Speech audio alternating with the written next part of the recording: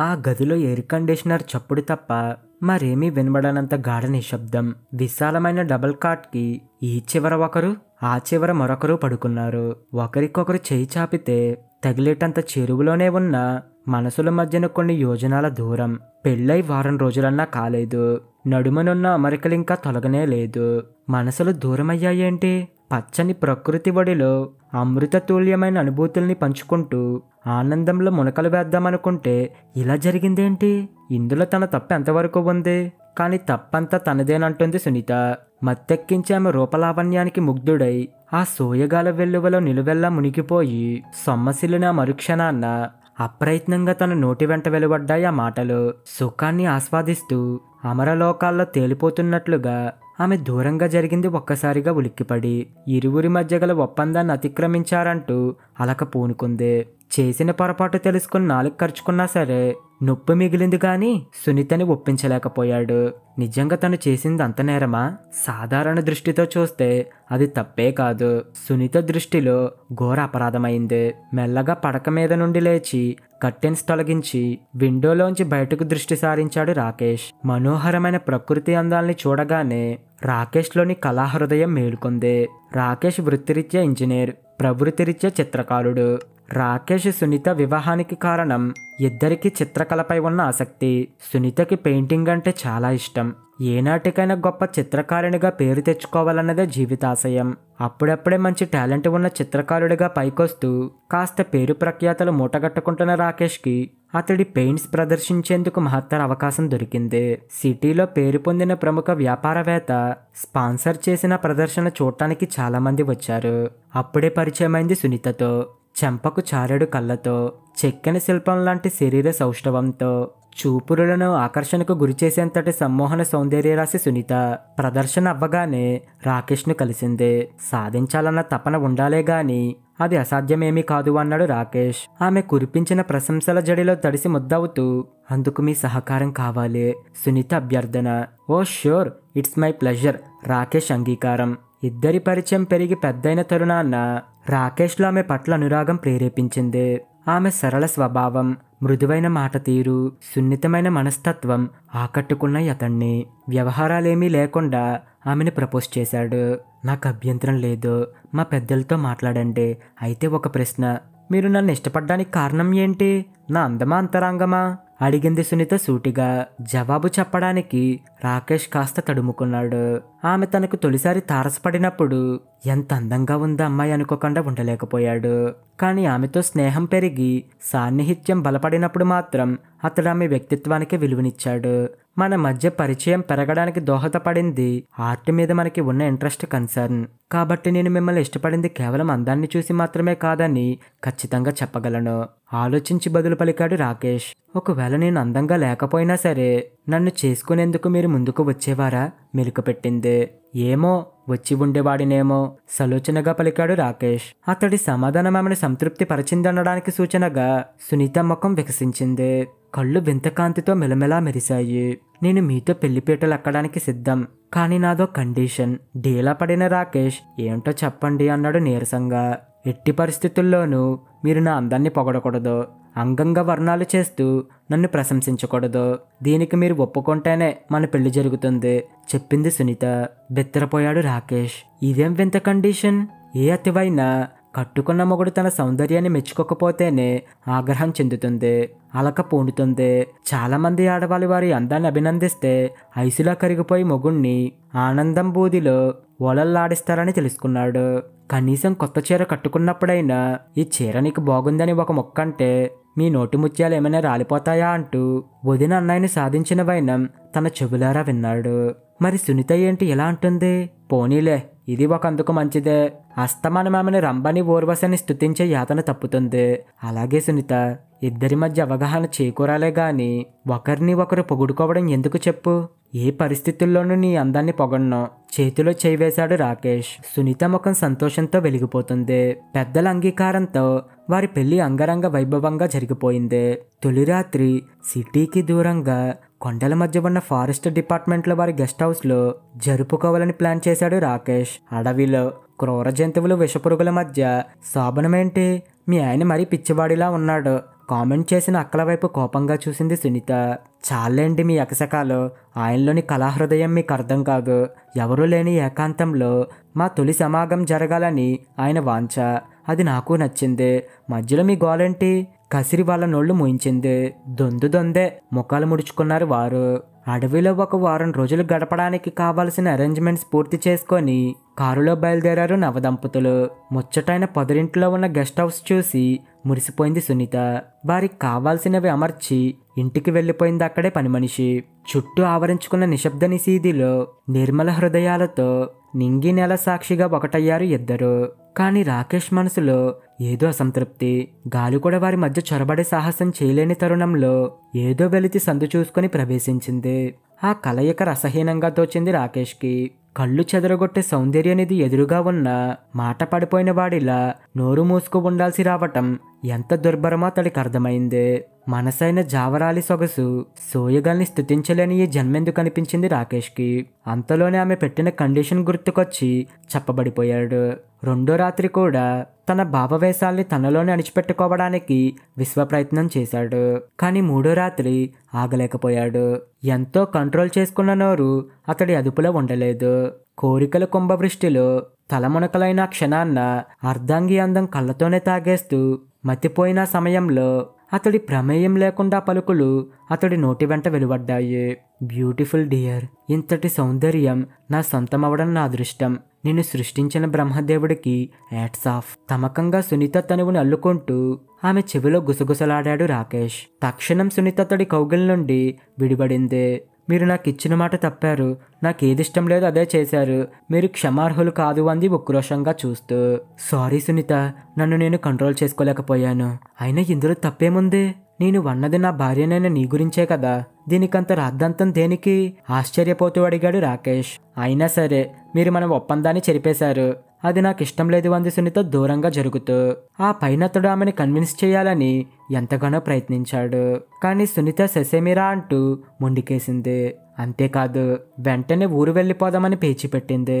వెంటనే వెళ్తే ఇంట్లో వారికి అనుమానం వస్తుందని అనుకున్న ప్రకారం వారం రోజులు గడిపి ఇంటికెళ్దామని సునీతకు నచ్చజెప్పాడు రాకేష్. ఇదేం పరీక్ష భగవాన్, ఎలాగైనా నువ్వే ఈ సమస్య పరిష్కరించాలి. అసహనంగా దేవుణ్ణి వేడుకున్నాడు అతడు. ఎక్కడి నుండో ఓ పక్షి కూమంటూ పెట్టిన కోతకు ఉలిక్కిపడి ఈ లోకంలోకి వచ్చాడు. బయట వెన్నెల మంచు పోటీలు పడి కురుస్తున్నాయి. వెన్నెల వెలుగులో జలజలారాలుతున్న హిమశకలాలు వెండి ముద్దల్లా గోచరిస్తున్నాయి. చెట్టు చేమ మంచు కణాల్ని ఆభరణాలు ధరించి మురిసిపోతున్నాయి. అందమైన ప్రకృతిని చూసి రాకేష్లోని చిత్రకారుడు ఒళ్ళు విరుచుకుని నిద్రలేచాడు.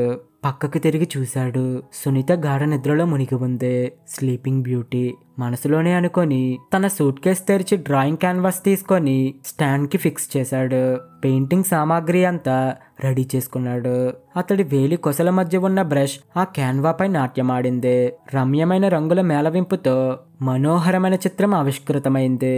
తదేక దీక్షతో చిత్రాన్ని వేయడం పూర్తి చేసిన అతడు ఎంతో సంతృప్తిగా దానివైపు చూశాడు. నవమాసాలు మోసి తన కలల ప్రతిరూపంగా జన్మించిన శిశువుని చూసి మాతృమూర్తి ఎంతటి పారవస్యానికి లోనవుతుందో అదే తన్మయత్వం కలిగింది రాకేష్కి. కొండపైన వెండివాన చిత్రం కింద క్యాప్షన్ రాశాడు. చిత్రంగా ఇందాక కలిగిన అశాంతి అంతా మటుమాయమైంది ఆ క్షణాన్న. ఈ ప్రకృతి సమస్తం సౌందర్య సమసత్వం. ఆరాధించి ఆస్వాదించే హక్కు ప్రతి ఒక్కరికి ఉంది తనలో తానే అనుకున్నాడు. మార్వలెస్, చాలా బాగుంది. సునీత గొంతు విని వెనక్కి చూశాడు. ఎప్పుడు లేచిందో ఏమో అతడి వెనకే నిలబడి కన్నార్పకుండా పెయింటింగ్ చూస్తుంది. ఆశ్చర్యంతో కళ్ళు వెడల్పు చేసి చూశాడు రాకేష్. అద్భుతం, చాలా బాగా వేశారు. ఆ అభినందన తనలోని కళా సృష్టికి అని అర్థమైంది అతడికి. మాట్లాడకుండా అంతా సర్దేసి బాత్రూంలోకి వెళ్లి చేతుల ముఖం కడుక్కున్నాడు. టవల్ పట్టుకుంటూ అయితే పెయింటింగ్ నచ్చిందా అని అడిగాడు. చెప్పానుగా అద్భుతమని, చాలా అందంగా ఉంది. అందంగా ఉండడం అంటే పెయింటింగ్ వేయడానికి మీరు ఎంచుకున్న కలర్స్, వాటి కాంబినేషన్స్ అన్నీ చక్కగా కుదిరి మీ నైపుణ్యానికి అద్దం పట్టినట్లుగా ఉందని అర్థం. అసహనాన్ని అణుచుకుంది సునీత. There your. ఉత్సాహంగా ఆమె దగ్గరకు వచ్చాడు. అర్థం కానట్లు చూసింది సునీత. కేవలం ఒక మనిషి తనకు తోచిన రంగుల మేళవింపుతో గీసిన ఈ చిత్రాన్ని చూస్తేనే మనసు స్పందించి అభినందించాలన్న తలంపు కలిగింది. అలాంటిది భగవంతుడి ప్రత్యేక శ్రద్ధ తీసుకొని సృష్టిలో ఉన్న అందాల్ని సమపాలల్లో రంగరించి సృష్టించిన మనోహర చిత్రం లాంటి నిన్ను చూసిన తర్వాత నా హృదయం స్పందించకుండా ఎలా ఉంటుంది చెప్పు. మృదుత్వం తొంగి చూసింది అతడి మాటల్లో. సునీత ముఖం చిన్నబోయింది. మారు మాట్లాడక కిటికీలోంచి అవతలకి చూస్తూ ఉండిపోయింది. అప్పుడే తెల్లవారబోతుంది. సూర్యకిరణాలు మంచు తెరల్ని ఛేదించే ప్రయత్నం చేస్తున్నాయి. సునీతకి చేరువుగా వెళ్లి ఆమె భుజాల మీద చేయి వేసి తనకు అభిముఖంగా తీసుకున్నాడు రాకేష్. ఆమె ముఖం వాడిన గులాబీలా ఉంది. తన అందాన్ని పొగడకూడదని ఏ స్త్రీ కోరుకోదు. అలాంటిది నువ్విలా కోరుకున్నావంటే ఏదో బలమైన కారణం ఉండే ఉంటుంది. నాతో చెప్పకూడదా? ఆమె ముంగురులను సవరిస్తూ అడిగాడు రాకేష్. బేలగా చూసింది సునీత. ఆ క్షణాన్న అతడు ఆమెకు అత్యంత ఆప్తుడిలా కనిపించాడు. చిన్నతనం నుండి అక్కల సంసారాల్ని దగ్గరుండి గమనించిన నాకు మగవాడి నైజం అంటే విరక్తి కలిగింది. పిల్లలు తల్లులయ్యాక అక్కల అందచందాల్లో మార్పులు చోటు చేసుకున్నాయి. ఏటా కాన్పులు, తప్పితే అబార్షన్లతో చిక్కి శాల్యమై కవిడి బద్దల వంగిపోయిన పెద్దక్కను చూసి కాస్త కండ కూడా లేదని భావ సంతృప్తి. థైరాయిడ్ గ్రంథి పనితీరులో అస్తవ్యస్త కారణంగా విపరీతమైన లావైపోయిన చిన్నక్కను చూసి సన్నగా లేదే అని చిన్నబావ గోల. ఎంత తిన్న పెద్దక్కకి ఒళ్ళు రాదు. నోరు కట్టుకుని తిండి తిప్పలు మానేసిన అంగుళంపాటి తేడా కూడా రాలేదు చిన్నక్క శరీరంలో. ఇద్దరికి వారి భార్యల పట్ల సానుభూతి లేదు. వారి ఆరోగ్యాలు అలా కావడానికి, ఆకారాల్లో తేడాలు రావడానికి కారణం తమని తాము పట్టించుకోకుండా కుటుంబ సభ్యులకి చాకిరీ చేయడమని గ్రహించక సూటిపోటి మాటలతో వాళ్ళని కించపరుస్తూ ఉండేవారు. దానికి తోడు ఈ మధ్య యూట్యూబ్లో హెల్త్ టిప్స్ వీడియోలో వస్తున్న కామెంట్స్ చూస్తే మరీ ఒళ్ళు మండేది. నేను పెళ్లినాటికి చాలా స్లిమ్గా ఉండేదాన్ని, ఇప్పుడు బాగా లావయ్యాను, మా ఆయన మళ్ళీ పెళ్లి చేసుకుంటానని బెదిరిస్తున్నాడు, ఎలాగైనా బరువు తగ్గే మార్గం చెప్పండి అంటూ ఓ యువతి ఆవేదన వ్యక్తం చేసింది. అందంగా ఆరోగ్యంగా ఉండాలని ఏ అర్థానికి మాత్రం ఉండదు చెప్పండి. తమ భర్తలకి బట్టతల, బాణబజ్జ వచ్చిన ఆడవారు భరించి తీరాలి. అదే మగాళ్ళు భార్యల ఆకారంలో ఏమాత్రం తేడాలొచ్చినా తట్టుకోలేరు. అనుక్షణం అసంతృప్తిని వ్యక్తపరుస్తూనే ఉంటారు. ఇదే న్యాయం? మీరు మునిపటిలా అందంగా లేరు, నేను ఇంకో పెళ్లి చేసుకుంటా అని ఏ స్త్రీ అయినా అంటే ఆ భర్త పరిస్థితి ఏంటి? ఇవన్నీ చూసి నాకు అందమన్న దాన్ని ఆరాధించే వాళ్ళన్న ద్వేషం మొదలైంది. అందుకే ఆనాడు మిమ్మల్ని అన్ని విధాలా పరీక్షించింది. కానీ మీరు అందరిలాంటి మగారని తెలిసిపోయింది. కళ్ళనీళ్లు పెట్టుకుంది సునీత. నివ్వెరపోయాడు రాకేష్. సునీత మదిలో ఎంతటి ఆవేదన దాగుందా? కానీ సునీత, నువ్వు అందంగా ఉంటావు. కళ్ళున్న ప్రతి వ్యక్తి నిన్ను చూసి ఆ మాటే అనుకుంటాడు. శృంగారంలో లోతులు తరచి చూడాలి అంటే ఒకరి మీద ఒకరికున్న ఇష్టాన్ని ప్రకటించుకోవడం ముఖ్యం. నా ప్రియ పత్నివైన నీ సౌందర్యాన్ని ప్రశంసిస్తే తప్పేంటి? ఆశ్చర్యంగా అడిగాడు రాకేష్. వద్దు, అలా చేస్తే మీరు నా అందం చూసి నన్ను పెళ్లి చేసుకున్నారన్న భావం కలుగుతుంది. రేపొద్దున నా ఫిగర్లో ఏమాత్రం తేడా వచ్చినా సరే ఇప్పట్లా మీరు ప్రేమించాలన్న అభద్రతాభావం పెరుగుతుంది. నేను దానికి ఛాన్స్ ఇవ్వదలుచుకోలేదు. ముఖం గంటు పెట్టుకుంది సునీత. ఓ గాడ్, ఈమెను ఎలా కన్విన్స్ చేయగలడు? నువ్వు వెరిగిన ఒకరిద్దరు మగాళ్ళు అలా ప్రవర్తించారని అందరినీ ఒకే వాటాన కట్టేయడం పొరపాటు. భవిష్యత్తులో ఎప్పుడూ కూడా నేను బాధ పెట్టే విధంగా ప్రవర్తించను. అందమే ఆనందం అన్నాడు ఓ కవి. ఉన్నదున్నట్లుగా చెప్పడం పొగడ్తా అంటారని నేను అనుకోను. పర్ఫెక్ట్ ఫిగర్ మెయింటైన్ చేయడం మోడల్కి, సినిమా హీరోయిన్స్కే సాధ్యం కావడం లేదు. సాధారణ గృహిణి అలా లేవని సాధించడం నా దృష్టిలో నేరం. అందాన్ని కోల్పోయిన భార్యను చులకన చేసి హింసించడం అమానుషం. ప్లీజ్, నేను అటువంటి వాణ్ణి కాదు, నన్ను నమ్ము. ఎన్నో విధాల సునీతకి నచ్చజెప్పే ప్రయత్నంలో పట్టుబదలని విక్రమార్కుడే అయ్యాడు. ఎన్ని చెప్పినా సునీత తన పట్టు విడలేదు. నిరాశ, అసహనం, చిరాకు అన్నీ మూకమ్మడిగా దాడి చేశాయి రాకేష్ పై. సామాన్లన్నీ సర్దే, ఈరోజే మనం ఊరికెళ్ళిపోదాం. నీకు ఒక ముఖ్యమైన వ్యక్తిని పరిచయం చేయాలి. చాలాసేపు ఆలోచించిన మీదట చెప్పాడు రాకేష్. ఇప్పుడు అతని మనసులో ఏ అలజడి లేకుండా ప్రశాంతంగా ఉంది. Praveen, meet my wife Sunitha. స్నేహితుడికి భార్యని పరిచయం చేశాడు. నమస్తే అండి, సారీ, కొన్ని వ్యక్తిగత కారణాల వల్ల మీ పెళ్లికి రాలేకపోయాను. రండి లోపల కూర్చుందాం, ఆదరంగా ఆహ్వానించాడు ప్రవీణ్. లోపల గదిలో బెడ్ మీద పడుకొని ఏదో బుక్ చదువుతున్న స్త్రీమూర్తిని ఉద్దేశించి, అలేఖ్యా చూడు, రాకేష్ భార్యను తీసుకొచ్చాడు చెప్పాడు ప్రవీణ్. ఆమెను చూస్తూనే షాక్ అయింది సునీత. ఆమె శరీరం, ముఖం కూడా కాలిపోయిన గాయాల తాలూకు మచ్చలతో వికృతంగా ఉంది. కానీ ముఖంలో శాంతం, కళ్ళల్లో కరుణ కనిపిస్తున్నాయి. రా రాకేష్, రామ్మ, ఇలా కూర్చోండి, ఆప్యాయంగా పలికింది అలేఖ్య. దంపతులిద్దరు ఎంతో అన్యోన్యంగా చక్కగా మాట్లాడుకోవడం గమనించింది సునీత. తను కూడా వారిలో కలిసిపోయింది. బెరుకు లేకుండా పరస్పరం హాయిగా గడిపేశారు అందరూ. ఆ కాసేపట్లోనే వారు ఎంత ఆదర్శ దంపతులు అర్థమైపోయింది సునీతకి. ఆ జంటను చూసావు కదా, ఏమనిపించింది? ఇంటికొచ్చాక అడిగాడు రాకేష్. వారి ప్రేమానురాగాలకి ముచ్చట వేసింది. పాపం అలా అందవిహీన అయిన భార్యను అంతగా ఆదరిస్తున్న అతడి సంస్కారం ముచ్చట గొలిపింది. నిజాయితీగా చెప్పింది సునీత. వారిది ప్రేమ వివాహం. 2 ఏళ్లు హాయిగా గడిపాక ఓ ఫైర్ యాక్సిడెంట్లో అలేఖ్య ఇలా ఒళ్ళంతా కాలిపోగా ప్రాణాలతో బయటపడింది. అప్పటి నుండి ప్రవీణ్ ఆమె అన్ని విధాల అండదండాలుగా నిలిచాడు.